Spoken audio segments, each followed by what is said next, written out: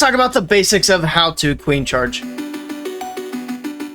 So if you've never done a queen charge before, but you wanted to learn how, you're in the right place. Or if you're just getting to Town Hall 9 and you want to learn queen charge, we're going to be going over some of the very basics of how to start learning how to queen charge. Now, what I'm going to go over today is going to be mostly applicable to the lower levels, especially Town Hall 9. But everything I'm going to talk about is also going to be applicable to every level above Town Hall 9. So even if you're Town Hall 16 and you're just now wanting to learn how to queen charge, everything I'm going to go over today is a good starting point on how to get started on learning. So let's go ahead and jump in. So what I have in this army here are kind of the basics of a queen charge. You're generally going to want to take 5 healers with a queen charge. So up to 4 healers will have stacking effects. But after healer number 4, you are going to get reduced effects from that 5th healer. But the reason you do take the 5th is because in case you lose 1 healer to a Seeking Air Mine or a defense targeting your healers, whatever the case may be, if you get knocked down to 4 healers, you still have maximum healing until you get knocked down to 3 or less. Now, you can have up to 7 healers, but it's really not worth taking more than 5. And then if you go past 7, the 8th and so on have absolutely no effect whatsoever. So you can usually take up to 5, and that is what I would recommend. Now, when you start a queen charge, the number one most important thing is your funnel. That's going to be the absolute hardest thing to learn when you're doing queen charges. Now, when you're at the lower levels, you don't have quite as much to work with as far as funnel.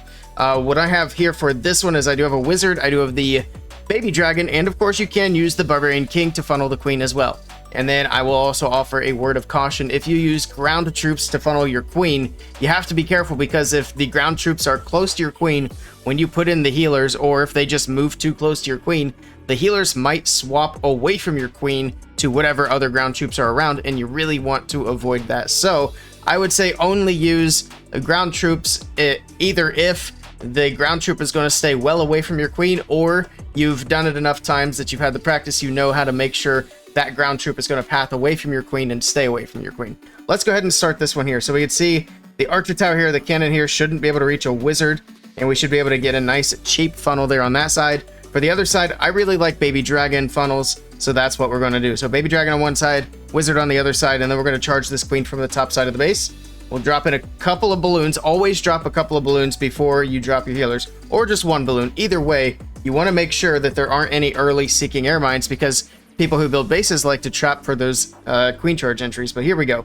Queen's moving in, and now she's taking on the enemy queen. Let's drop in the rage, and let's talk about why I do the rage like that here for a moment. The rage is nice to boost up the queen, but the main thing is the rage needs to cover the healers. That's what the rage is for. It's really not for the queen. It's for the healers to get raged up and heal that queen back up to full health. Now we have a Lava Hound clan castle, and the Lava Hound clan castle is designed to slow down a queen charge. You can see how long it's taking her. We'll go ahead and drop in this poison. I could have dropped it in a little bit sooner, but something you don't want to do with this is drop in the poison spell too soon, because it can wear off before the Lava Hound pops, and then the queen has to deal with all the pups without the help of the poison. But there we go. She gets through that. We're going to continue the charge into the base. We could continue to try to wall break, but because the way this base is built, there's no shot we're going to wall break into the core, so we brought a jump. So there we go. One more thing that you guys can do to make your queen charges a little bit stronger is I bring an invis in the clan castle. So once the queen moves in and gets locked onto by these expos again, we could drop that in. We're actually going to drop the rage. I think she's going to fight the king here shortly. So there you go. Drop that in, let her fight the barbarian king. And then as she steps towards the expos, we can use that invis to take that expo damage off of her. But for now, she's in the rage. So I wouldn't recommend doing the invis and the rage at the same time, because that's kind of redundant. We're going to run that same queen charge back, but this time I'm going to get it started a little bit sooner so I can talk about some other things. So here we go. We'll get that. Always do the Coco Loon for the baby dragon, because Seeking Air Mine, same thing. Boom, baby dragon's gone. We'll drop one balloon on the top side. We already know there's no Seeking Air Mines there, but it's just a good habit to get into. Get the wall breaks in. You gotta be careful about wall breaks sometimes, because I have had wall breaks pull my healers just a little bit, which can be annoying. There's the rage, and there we go. Just like before, rage up the healers. Queen's moving in. So the reason that this would be the best spot to start a queen charge is because when you do a queen charge, you're generally going after specific targets on the base, depending on what your attack strategy is or what your attack plan is. And most of the time, you want to clear out the clan castle and you want to clear out the enemy queen. Those are usually two of the biggest charge areas that you want to go for. But again, it also depends on what kind of attack you're going for. Like with a Lalo, if you don't queen charge Lalo, you don't really care about the enemy king. But if you're doing queen charge hogs, you might want to try to get that queen to where she can get the clan castle, the enemy queen, and the enemy king like she does in this charge. The other nice thing about this charge here is she can get through all that value and she can reach these expos. Don't forget to send in your extra balloons in behind there. That wasn't really a great spot, but you do want to get those in. Queen's getting hit by a lot of damage. Let's go ahead and invis her. So there's that invis spell coming into effect there. But yeah, that is generally where you're going to want to charge. And like I said, I am going to do another video with actual queen charge attack strategies next. So that will be coming soon. Today we're just talking about the basics of queen charge. So we got that next rage spell there. So generally the way I drop the spell in is I drop the rage spell, literally I click the queen. So if you drop it right on top of the queen, then that's going to be pretty much perfect, and that'll get the queen raged up for a little bit and then keep those healers under rage until the spell basically wears out. Sometimes you can do what's called an aggressive rage. Queen is going to have to go to ability. We pop that ability there. She'll get through some more of these. There we go. We got the expos down.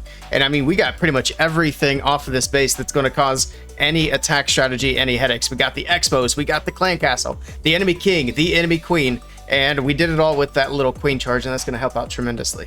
Just like with any strategy, though, it's going to be practice makes perfect. So you want to try to keep all these different rules in mind, maybe run through it a couple of times and just practice it. And the more reps you get in, the better you're going to get with it. The other thing is the funneling. That's going to be probably the most difficult thing to get down. The funneling, and then after that, I would say, is going to be the spell placement, spell timing. Don't waste spells and that sort of thing. So that's going to be incredibly important for making your queen charges better. Just a few last notes before we do wrap up this video. One question that people will ask is, what level should my archer queen be before I could start learning how to queen charge? Now you can start learning at 10, but it is going to be very difficult. I usually say that the ideal time to start learning is level 15 for the queen, and that's just because it's going to be at least manageable enough that it's not like insanely difficult. Because of course, the lower level the queen, the less HP she has, the less damage she's going to deal. Now that's not going to affect her abilities anymore like it used to, but her HP and her damage output is still incredibly important. So at least level 15, and then of course the higher the queen's going to be, the better it's going to be. And then the last thing to go over here is going to be the queen's equipment. I was messing around with the giant arrow, but I do think that the better way to go is going to be the old school queen's ability here, especially here for Town Hall level 9. Once you get up to Town Hall level 10, then you get a little bit more stuff to work with, and it's going to be a bit better. If you do have the frozen arrow, I would recommend taking frozen arrow with the invis 100%.